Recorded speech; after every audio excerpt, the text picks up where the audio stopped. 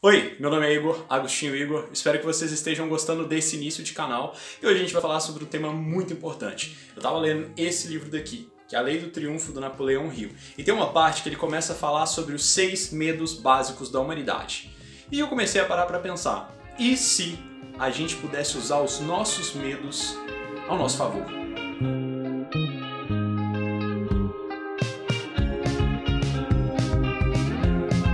É claro que os medos são uma coisa muito subjetiva de cada pessoa. Nesse vídeo eu trouxe algumas experiências minhas junto com essa ideia dos 6 medos básicos da humanidade. Nessa imagem, ele mostra a pessoa puxando seus medos, como se ela tivesse que carregar os medos ao longo da vida. E eles ficam na parte de trás porque eles não são facilmente identificáveis. E é preciso ter muita coragem para olhar para dentro dos seus próprios medos.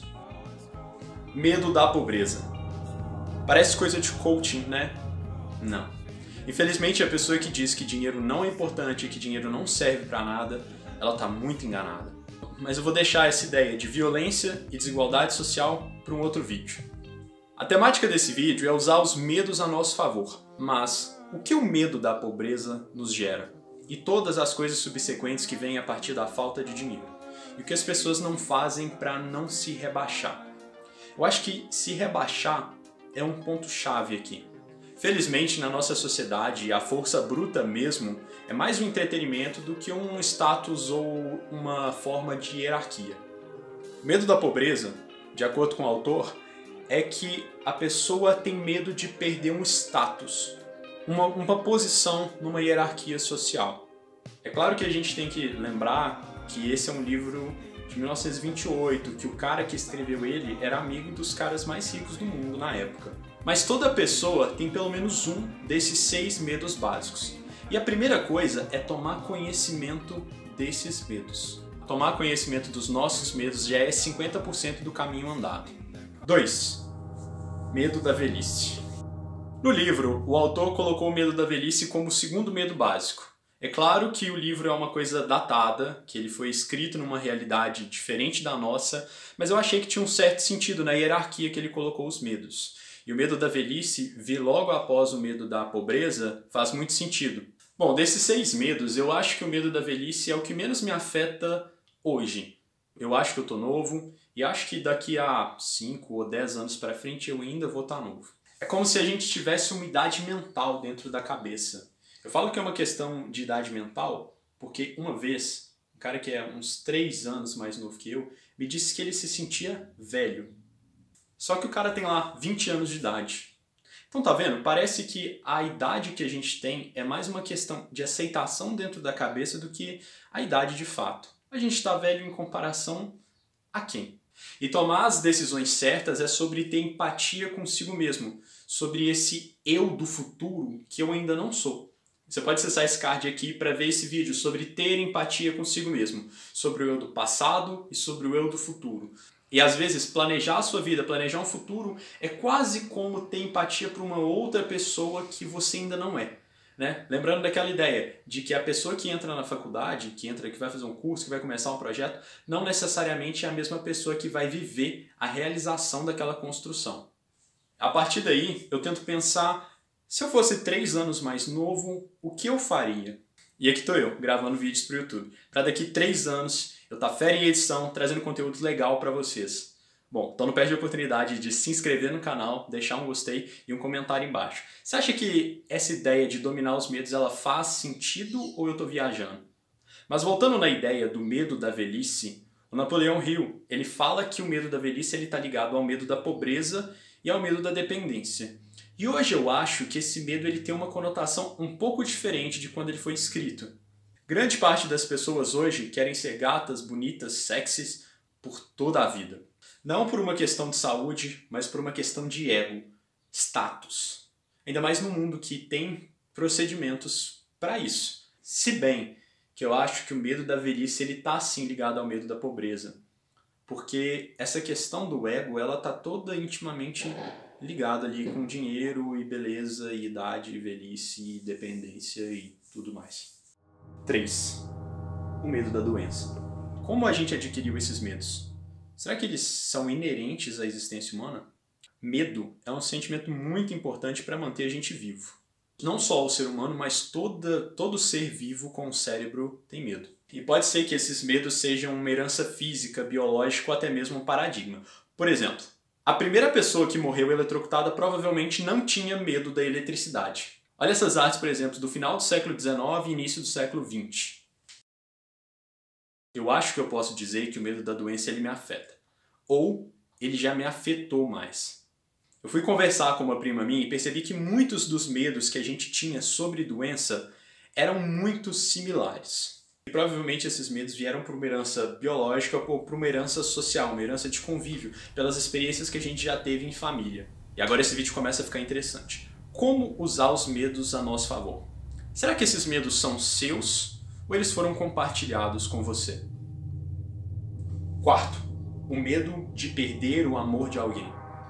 Uma outra forma de adquirir esses medos é por meio do convívio social, como se existisse um consciente coletivo, uma verdade social difundida. E aqui a gente começa a entrar num assunto muito delicado, sobre divórcio, separação, ciúmes doentios, vingança, feminicídio. Eu acho que cabe a gente até parar e ter uma reflexão de quem nunca se deparou com uma situação na qual uma pessoa que foi traída é ridicularizada ao invés da pessoa que cometeu a traição. E de alguma forma, a gente tem que quebrar essa ideia, parece que a culpa é da pessoa que foi traída. Como se isso expôsse alguma espécie de vulnerabilidade dela. E essa ideia acaba sendo difundida como se fosse uma herança social da gente. E aí ela pega e liga de novo naquele inimigo, o ego. O ego da pessoa, o medo de ser rebaixado, o medo de ser ridicularizado. E ele está ligado de novo ao medo da pobreza, de perder o amor de alguém como se a pessoa fosse um status, como se a pessoa fosse um bem, um patrimônio da pessoa. E refletindo sobre essa ideia que hoje para muitas pessoas já parece obsoleta, eu acho que o medo de perder o amor de alguém pode ser traduzido como o medo de não ser bom o suficiente para alguém. O que é muito doentio e o que é muito perigoso. Porque você começa a depositar a sua confiança, a sua estabilidade, sua identidade, sua autoestima em uma terceira pessoa.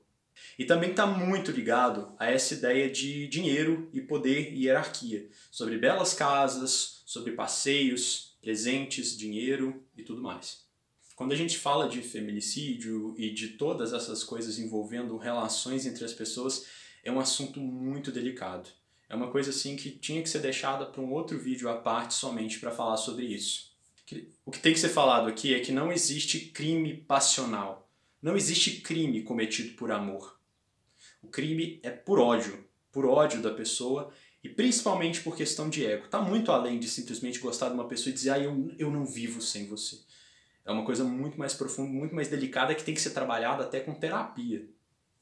É claro que o medo de perder o amor de alguém é uma coisa muito profunda. E isso pode ser traduzido com diferentes coisas, com diferentes nuances, né? Mas tem muito a ver com a nossa aceitação. Porque se a gente estiver bem com a gente mesmo, isso não vai fazer tanta diferença. Acho que o amor é saber amar a pessoa mesmo que ela não esteja com você. E respeitar isso é básico. Respeitar isso é essencial. Isso é amor. Outras coisas, outras formas de amar já vira doença e deixa de ser amor ao próximo. Porque vem ligado a traumas internos muito além da outra pessoa, sabe? Mas como eu falei, essa ideia dos 6 medos básicos, eles são genéricos. E nada é simples quando a gente vai tratar com a subjetividade humana. Ainda mais quando a gente vai lidar com um assunto super profundo que são os medos da gente. E talvez a grande reflexão desse medo seja sobre depositar expectativas em uma outra pessoa, seja ela qual for. Quinto, medo da crítica. Você já ficou feliz por receber elogios? E se esses elogios não viessem? Ou pior, se ao invés de elogios viesse uma crítica? Acho que a maior falácia do mundo é uma pessoa que diz que não se importa com a opinião alheia. É claro que a gente pode aprender a lidar com a opinião alheia, aprender a relevar a opinião alheia. Mas ainda assim, a crítica alheia, a vida em sociedade, ela muda a forma que a gente pensa, muda a forma que a gente age. Porque nós somos seres sociais e essa relação com o outro ela é muito profunda, muito mais do que a gente imagina. Até as roupas que a gente veste, a forma que a moda é ditada, e até a pessoa que fala que eu não sigo a moda, eu sou diferente. Diferente de quem? sabe? Trazendo pra gente, talvez o medo da crítica ele seja melhor traduzido como o medo da má opinião alheia, sabe? O medo de não agradar as outras pessoas. A opinião alheia, ela te afeta de alguma forma, em algum nível. No início desse ano, de 2021, eu estava estudando, primeiro semestre, estava estudando com matérias de manhã, à tarde e à noite. E fazendo meu TCC. Só que eu estava num gás só, para poder juntar dinheiro, fazer uns outros projetos, tentar fazer uns projetos a longo prazo. Só que com essas aulas de manhã, à tarde e à noite, eu não tinha muita flexibilidade para arranjar um emprego. Mesmo que de vez em quando aparecesse um projeto ou outro para eu poder mexer ali. Eu moro numa região rural. É na região metropolitana de BH, mas ainda assim é numa região rural. E a minha família é composta, principalmente pelos meus tios, é composta por agricultores. E como o terreno era grande, eu tive a ideia, por que não plantar nesse período, nessa flexibilidade de horários e tudo mais? Foi um dos períodos mais difíceis da minha vida. Não porque plantar por si só já é difícil, sol e tudo mais, mas por causa das críticas também que vinham com aquele processo. Como arquiteto, na faculdade também, eles incentivam a gente muito a ter um diálogo simples, principalmente quando a gente vai lidar com pessoas com menos conhecimento que a gente. Na arquitetura, a gente acaba usando termos técnicos que muitas vezes não são usados no dia a dia. E a gente não pode ser soberbo de achar que as pessoas precisam saber daqueles termos que teoricamente são certos. Porque muitas vezes a gente vai lidar com pessoas que têm um conhecimento menor do que o que a gente tem. E vamos concordar que um profissional soberbo é uma das coisas mais nojentas que existe. E eu achava que mexer no meio rural, né, talvez as pessoas iriam seguir mais ou menos a mesma lógica, de não criticar e simplesmente ajudar as pessoas que estavam aprendendo. Porque era uma área nova, eu não conhecia nada sobre aquilo, eu estava simplesmente começando do zero, sabe? E é claro que muitas pessoas me ajudaram, eu nunca teria feito as coisas do processo da plantação lá se eu não tivesse tido ajuda. Mas as críticas, elas vinham de uma forma maldosa e muitas vezes desnecessária, sabe? Trabalhando, mexendo com uma coisa física, maçante, no sol, desgastante, e estudando até às 10h40 da noite, sem falar no trabalho final de curso, né? O TCC ou o TFG, que já por si só é extremamente desgastante. Durante esse processo eu fui chamado de preguiçoso, de burro, incompetente, que tudo ia dar errado, que eu não fazia direito. Eu decidi que eu ia fechar o meu TCC na faculdade, eu ia tirar a nota máxima. Eu estava tão agoniado, tão chateado com tudo aquilo que estava acontecendo, que eu comecei a questionar a minha validade como pessoa durante esse processo. E aí eu amarrei a ideia da minha dignidade como profissional a uma nota máxima. Eu peguei o medo da crítica que me incomodava e uma vontade extrema de esfregar na cara das pessoas. Eles me chamavam de preguiçoso. Porque na cabeça das pessoas que trabalham no campo, que trabalham na horta, a pessoa que está em casa está descansando. E se você já fez aulas online, você sabe que não é bem assim. Em casa você está fazendo trabalho, você está estudando, você está pensando na prova, sabe? É mil e uma coisas, principalmente quando se tem aula até as 10h40 da noite. E ainda assim, você chegar 8 horas para trabalhar sem ainda ser considerado preguiçoso. Cara, aquilo me deu uma agonia tão grande, tão profunda que eu, sabe? E aqui começa o ponto alto do vídeo. Trazer os seus medos à tona, conhecer os seus medos, conhecer essas coisas que te incomodam. Não deixar que seus medos te controlem, mas que você use eles a seu favor. Foi quase isso. Todo dia eu parava para pensar e falava, eu vou tirar 100 nesse trabalho. E eu ficava todas as minhas horas vagas. Principalmente quando eu tinha raiva. Em vez de, sei lá, descontar nas pessoas, eu descontava em cima do meu trabalho. Eu estudava mais, fazia mais, procurava mais, melhorava as coisas que eu já tinha. Porque eu repetia, eu vou tirar total nesse trabalho. Porque eu não sou preguiçoso, sabe? E aquela ideia de preguiçoso, porque uma pessoa foi falando com a outra e difundiu uma ideia de que eu era preguiçoso. Aquilo me deixava tão possesso, porque era totalmente o oposto das coisas que eu estava vivendo. Figurativamente, usar os medos a seu favor, né? Pegar eles lá de trás de você e trazer para frente, é como se você pegasse um cachorro e amarrasse na frente de um trenó. E você usasse o seu medo para puxar o trenó. Sabe? Você usar o seu medo como energia para si mesmo. É uma forma interessante, mas ainda assim é perigosa. Como eu estava escrevendo com muita frequência, eu ia escrevendo tudo sobre isso. E isso foi o que mudou as coisas lá na frente. Ou você controla seus medos, ou seus medos controlam você. Você faz burrice, você perde as coisas, você fica com raiva das pessoas de forma desnecessária. E essa aí foi a minha nota final. Esse foi o meu melhor. Foi o máximo que eu podia dar. Deu certo, porque eu amarrei essas ideias a longo prazo. Foi um processo desgastante? Foi. Porque eu consegui passar em todas as matérias, a minha plantação deu certo, eu consegui vender todos os produtos depois. E o perigo tá em que chegou num ponto que eu não sabia parar, porque já estava muito mais profundo, muito enraizado em mim. Aquele medo de, por exemplo, não tirar total no meu TCC tinha se enraizado de uma forma tão profunda que eu não sabia desassociar até que ponto aquilo era verdade. Eu me preocupava demais, de forma desnecessária com aquele trabalho. E assim, lá pra metade do semestre meu trabalho já estava pronto. 2 semanas antes meu trabalho estava perfeito. Só que eu não olhava o meu trabalho daquela forma. Eu achava que estava muito incompleto. Né? Eu não olhava mais para o meu trabalho como um estudante de arquitetura. Eu queria a perfeição. Uma professora minha, a Cibele, espero que ela veja esse vídeo, ela sempre fala que um projeto de arquitetura a gente nunca termina, a gente entrega. Porque se você pode ficar voltando e voltando e voltando e voltando, você sempre vai melhorar. Você sempre vai achar uma coisa que pode melhorar. Nas últimas 2 semanas do meu trabalho de TCC, eu tava tão neurado com aquilo, tanta coisa que eu queria alterar, que eu falava, cara, eu não vou dar conta de fazer essa utopia que eu havia planejado. Eu queria coisas além da minha capacidade física, sabe? Era coisas assim que não dava, sabe? Não dava simplesmente mais pra trabalhar, pra estudar, pra fazer as coisas.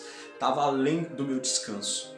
E a minha ansiedade nesse processo ela foi só aumentando, só aumentando. Chegou num ponto de eu precisar ir ao médico para poder fazer tratamento por causa de problema de síndrome do intestino irritável, sabe? E inconscientemente o meu trabalho praticamente valia a minha vida. Eu não conseguia desassociar a ideia de me dar o meu máximo, de fazer o meu melhor. Eu não conseguia parar para dormir e não pensar nas coisas e falar, cara, eu posso melhorar esse trabalho. E aí eu ia fazendo lista e checklist de coisas que eu poderia melhorar. No dia da apresentação eu fui apresentar meu trabalho triste e ansioso, porque eu achava que não estava bom o suficiente. Eu falo isso pra vocês aqui na história, porque na minha cabeça de fato não estava bom o suficiente. Eu comecei a ter muita crise de ansiedade. Achar que eu tinha perdido o semestre inteiro foi horrível. E aí quando a nota saiu, cara, a primeira coisa que eu pensei foi tipo, não, essa nota tá errada. Isso aí deve ser tipo, sei lá, nota parcial, deve ser a nota, sei lá, da apresentação oral, deve ser a nota, sei lá, tem outra coisa ainda pra vir. Os dias foram passando e tal, e a nota caiu no portal. E eu fiquei tipo... Só que aí na minha cabeça, sabe, eu não conseguia enxergar o meu trabalho como uma coisa, como um trabalho mais. Eu via uma coisa errada e eu precisava alterar aquilo tudo. Meu trabalho tinha erros, ele não era o 100, ele não era o 100 que eu havia me proposto. E depois de uns dias, meu orientador me chamou para a realidade e disse que, cara, isso é o que a gente espera para um aluno de final de curso, sabe? E eu acabei, tipo, mirando no sol para atingir a lua. Passei muito mal, foi um processo muito difícil, porque lá atrás eu tinha amarrado a minha dignidade, eu tinha usado o meu medo da crítica, o meu medo, sabe, como profissional, medo de não ser um bom profissional, a ideia de tirar total. Eu comecei então a parar para entender o que eu tinha feito comigo mesmo. Aqui é o ponto perigoso da história, porque eu tinha me esquecido que eu havia feito aquilo. Eu havia me esquecido que eu havia amarrado a minha dignidade à nota 100. E por isso eu tinha tanto medo, por isso eu trabalhava tanto, por isso eu me esforçava tanto para tirar o máximo daquele trabalho. Eu precisei desacelerar para entender o que eu tinha feito. Eu tinha passado dos meus limites físicos comigo mesmo. Porque a dignidade e a capacidade de alguém projetar não está ligada a uma nota, principalmente uma nota de final de curso, sabe? A banca é diferente, então dependendo da banca que for te avaliar, pode ser que seu trabalho não tenha a nota necessária, mas eu tinha planejado aquilo, eu tinha escrito sobre aquilo, eu usei o brio a meu favor, eu usei o medo e as coisas negativas que eu estava vivendo no processo a meu favor. Você pode assistir esse vídeo aqui em cima sobre como começar um journal para você poder escrever e tudo mais, porque isso foi uma das coisas mais importantes. Tanto na hora de colocar uma ideia, né, que eu escrevia sobre aquela ideia todos os dias, tanto na hora de revisar e olhar, cara, eu acho que não é assim que as coisas funcionam. Porque no final, eu já não sabia mais separar as coisas. Se a gente pensar no medo como se fosse um cão puxando um trenó, ele não sabia parar no final das contas. Eu já tinha chegado no lugar que eu tinha que chegar, mas ele não sabia parar. Eu já estava sofrendo coisas físicas e não sabia parar. Então eu tive que cortar a corda desse medo e deixar que ele fosse. Entender que aquele medo já tinha passado e era um medo desnecessário. Foi um período muito difícil da minha vida que eu acabei entrando muito profundamente dentro da minha pessoa, dentro das minhas ideias e, sabe, amarrando coisas às outras Mas, pensando por um lado, eu sempre vou ter tirado 100 no meu trabalho final de graduação. Que foi uma coisa que eu quis muito e que eu aprendi a fazer numa dor temporária, um resultado que vai me acompanhar para sempre. E agora chegamos ao último medo e o pior de todos, o medo da morte. De onde a gente veio? Para onde a gente vai? Sem dúvida, o medo da morte é o medo que mais controla a humanidade. Não é de hoje que a humanidade tem conhecimento de usar os medos a seu favor. Às vezes a humanidade usava os medos das outras pessoas a favor dela. Porque o medo da morte tem movido a nossa sociedade por séculos. É claro que isso também é o que mantém a gente vivo. Construção de casas seguras, de carros seguros, de equipamentos seguros, muitas coisas, alimentação, mudar a alimentação, etc. Muitas coisas a gente faz porque mantém a gente vivo. A qualidade de vida que a gente tem hoje, sim, foi gerada pelo medo da morte que as pessoas tiveram no passado. E será que o medo da morte ele já foi usado contra você? Bom, o medo da morte ele pode ser dividido em dois lados diferentes. O medo do final e o medo do pós-vida. E isso vai depender das suas crenças e tudo mais. O medo da morte ele é tão presente que existem diversos conteúdos, diversos manuais de como você deve viver a sua vida. Faça isso ou faça aquilo e você vai ser recompensado. Faça aquilo ou faça aquilo e você vai sofrer eternamente por isso. Porque é, assim, um assunto muito complexo, um assunto que não seria mais um vídeo só sobre ele, mas um canal inteiro dedicado a falar sobre o medo da morte, sobre as formas de lidar com o medo da morte. Voltando àquela ideia, os medos são uma coisa muito subjetiva de cada pessoa. Cada pessoa vai ter uma relação muito diferente com seus medos. O medo da morte também pode estar ligado com o desconhecido. O objetivo desse vídeo era trazer esses medos à tona, para que você pelo menos tivesse conhecimento desses 6 medos básicos da humanidade. E refletir sobre os medos é uma coisa muito delicada e profunda de mexer. O inimigo descoberto é sempre o inimigo meio vencido. E a melhor arma é sempre o conhecimento. E se por acaso a ignorância se aliar ao medo de descobrir os próprios medos, você vai criar um ciclo vicioso de que você não conhece seus medos, você não sabe as coisas que estão por trás de você e você também tem medo de conhecer. E às vezes buscando remédio, andando de um lado para o outro sem saber para onde a gente está caminhando, para onde a vida está indo. Mas pode ser também que esses medos eles sejam ligados a um alerta e que o medo da velhice seja um chamado para a atenção de que será que eu estou vivendo a minha vida ou estou deixando para viver ela depois? O medo da doença pode ser será que eu estou fazendo as coisas saudáveis para a minha vida? Ou estou vivendo em coisas imediatas ali e postergando se vier uma doença no futuro? Bom, eu sei que muitas coisas na vida, elas são imprevisíveis e elas fogem do controle da gente. Mas algumas a gente pode controlar. Não importa o que a vida fez de você. Importa o que você fez com o que a vida fez de você. Essa é uma frase do Jean-Paul Sartre. E, claro, muita coisa a gente não vai descobrir sozinho. Às vezes a gente precisa de terapia para isso, para poder se conhecer. Eu já estou quase virando um pregador defendendo a ideia que você deveria começar a escrever um journal para você, monitorar suas ideias. Mas de fato, isso vai te ajudar muito.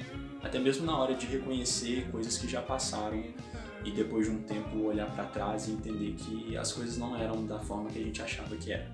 Quando eu decidi criar esse canal, eu queria abordar uma série de ideias que eu nunca tinha visto no YouTube, inclusive em vídeos feitos em inglês. E para cada vídeo eu tenho estudado mais, aprendido mais e melhorando um pouquinho a cada semana. Espero que vocês tenham gostado desse vídeo. Se sim, deixa um gostei, se inscreve no canal e a gente se vê em breve. Meu nome é Igor, Agostinho Igor, e até mais. Falou!